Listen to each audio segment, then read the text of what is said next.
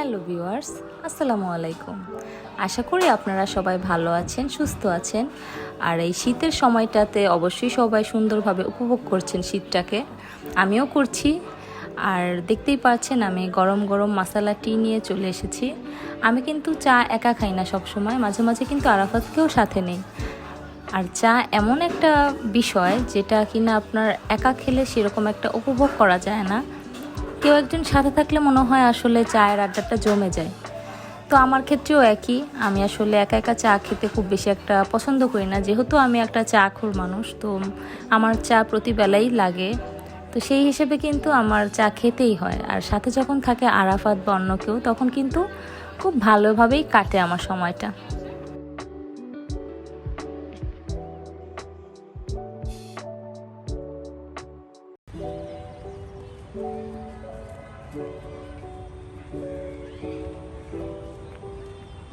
তো চায়ের পর্ব তো শেষ হলো, আর দেখতেই পাচ্ছেন আমি কোথাও ঘুরতে এসেছি। কোথায় এসেছি সেটাও আপনাদের বলবো। আর আসলে রুমা আমার একটা ফ্রেন্ড বলে রাখি, ও আমাকে ফোন দিয়ে বলছে আজকে যে সুরাইয়া চলো আজকে আমি একটু বাইরে বের হই, আমরা বাচ্চারা বাসায় বসে থেকে থেকে একদমই বোর হয়ে যাচ্ছে, কোথাও নিয়ে যাচ্ছি না যেহেতু এক্সাম শেষ। আসলে সবাই তো সব জায়গায় এখনও বাচ্চাদের নিয়ে যাওয়া শুরু করেনি, তো ভাবলাম যে আচ্ছা ঠিক আছে, আমরা একটু নিয়ে বের হই। তো আমাকে এটা বলার পরে আমি আসলে সেদিন একটু শিখছিলাম, তো আমি ভাবলাম যে আজকে না যাই, আমি কালকে যাই। তো এই ফাঁকে আমার ছেলে আমার পাশ থেকে কথা শুনে ফেলেছে, আমি ফোনে কথা বলছিলাম, কোথাও একটা যাওয়ার জায়গা বলছিল আর আমি মানা করে দিয়েছি। তো আমাকে বারবারই বললো যে আমি চলো যাই, আমারও ভালো লাগছে না, চলো কোথাও একটু ঘুরে আসি, কোথাও তো নিচ্ছ না। তো এতভাবে বায়না করা শুরু করলো। তো আমি ভাবলাম ঠিক আছে, তাহলে ওর কথাটা রাখি, একটু যেয়ে দেখি, এমন হতে পারে গেলে হয়তো বা শরীরটা ভালো লাগবে বা নিজেরও একটু মন মানসিকতা চেঞ্জ হবে। তো দেখতেই পাচ্ছেন আসার পরে ওরা কতটা আনন্দ করছে, ইয়াসা ইয়ারা সাথে ইয়াসার বন্ধুগুলোও ছিল। তো আসলে না আসলে হয়তো বা এই ব্যাপারগুলো আজকে মিস করতাম। তো আসার পরেই দেখলাম যে না, আসলে ওরাও যেমন আনন্দ করছে আর আমারও বেশ ভালো লাগছে, কারণ আমিও আমার ফ্রেন্ডদের সাথে মিশতে পারছি, কথা বলতে পারছি।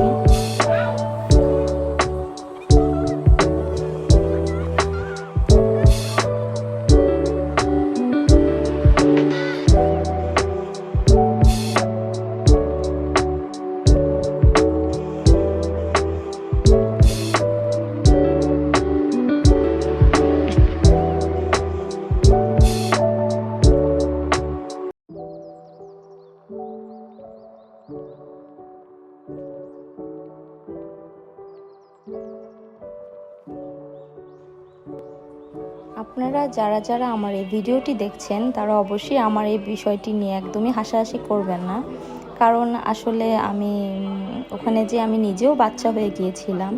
আর এই স্লিপারের যে ব্যাপারটা, এটা না আমি আসলেই অনেক পছন্দ করি। আমি যখনই দেখি, মানে আমি একবার হলেও এটাতে স্লিপ করবই। আমার কাছে এই ব্যাপারটা খুবই ভালো লাগে, আমি একদমই এই ব্যাপারটা ইগনোর করতে পারি না।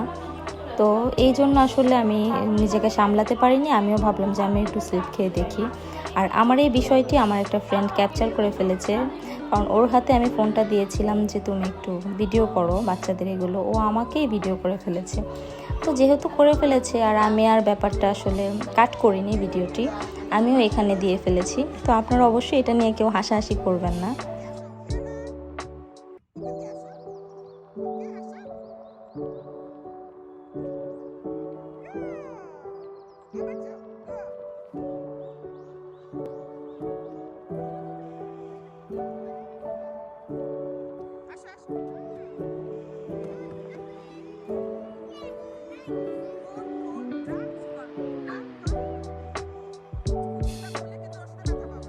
আপনারা যারা আমার এই ভিডিওটি দেখছেন তারা হয়তোবা বুঝতে পারছেন যে বাচ্চারা কিন্তু আসলেই অনেক আনন্দ করছে, বা এই বিকেলের সময়টা কিন্তু খুব সুন্দরভাবে উপভোগ করছে। বাসায় বসে থেকে এই মোবাইল বা ট্যাব নিয়ে বাচ্চারা কি করতো, হয়তো বা কার্টুনই দেখতো বা গেমস খেলতো, এছাড়া তো আর কিছু করতো না। তো এই সময়টুকুতে যদি আমরা কোথাও বাইরে বাচ্চাদের খোলা পরিবেশে নিয়ে যাই, আমার মনে হয় ওদের সময়টা মন্দ কাটবে না, ভালোই কাটবে। আসলে আমি যদি আজকে এই জায়গাটাতে না আসতাম অবশ্যই মিস করতাম অনেক কিছুই। আর আনার পরেই আমি বুঝতে পারছি যে আসলে ওদের নিয়ে আসা উচিত, আমার প্রতি সপ্তাহেই বা 2-1 বার নিয়ে আসা উচিত।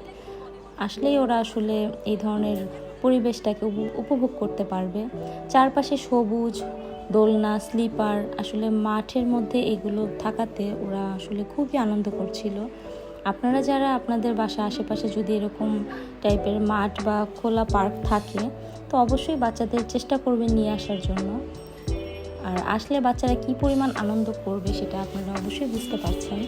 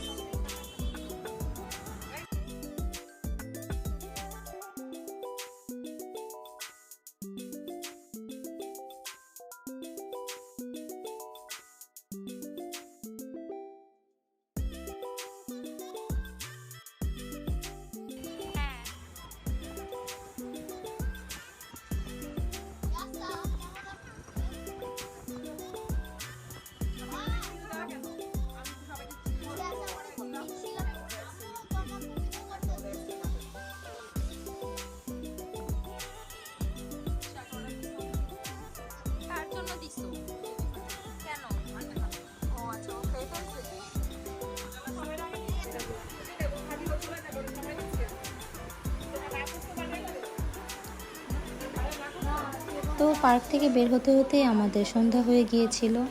আর বাচ্চাদের প্রচুর পরিমাণে ক্ষুধা লেগে গিয়েছিল, যেহেতু ওরা অনেক দৌড়াদৌড়ি করেছে, লাফালাফি করেছে। তো ভাবলাম যে ওদের কিছু খাওয়ানো যাক। তো খাওয়ার দাওয়ার পরে ভাবলাম যে তাহলে এখন বাসায় চলে যাব। এমন সময় রুমা বলল যে যেহেতু আমার কফি শপের কাছেই আছো, তাহলে আসো আমরা কফি খাই, যেহেতু চা কফি কিছু খাওয়া হয়নি। তো ভাবলাম ঠিক আছে, তাহলে কফিটা খেয়ে দেন আমার বাসায় যাওয়া যাক। তো কফি খেতে খেতে আসলে দেখতেই পাচ্ছেন আড্ডাটাও জমছে বেশ। ব্লগের একদমই শেষ পর্যায়ে চলে এসেছি।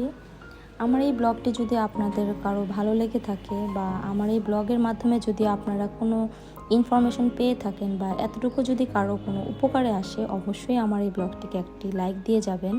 আর অবশ্যই আমার চ্যানেলটিকে সাবস্ক্রাইব করবেন, কারণ সামনে আপনাদের জন্য আরও ভালো ভালো কিছু ব্লগ নিয়ে আসব। আমার ডেইলি লাইফ সম্পর্কে আপনাদের জন্য ব্লগ নিয়ে আসব। তো সেই পর্যন্ত ভালো থাকবেন, সুস্থ থাকবেন। আর আমি আসলে আজকে যে জায়গাটিতে গিয়েছিলাম সেটি হচ্ছে গুলশানের ইয়ুথ ক্লাব। অবশ্যই আপনাদের বাসার আশেপাশে থাকলে বা এই ইয়ুথ ক্লাবের আশেপাশে যদি আপনাদের বাসা থাকে অবশ্যই একটু ঘুরে দেখে আসবেন, কারণ জায়গাটি আসলেই অনেক সুন্দর, চমৎকার। ওকে, আল্লাহ হাফেজ, টাটা।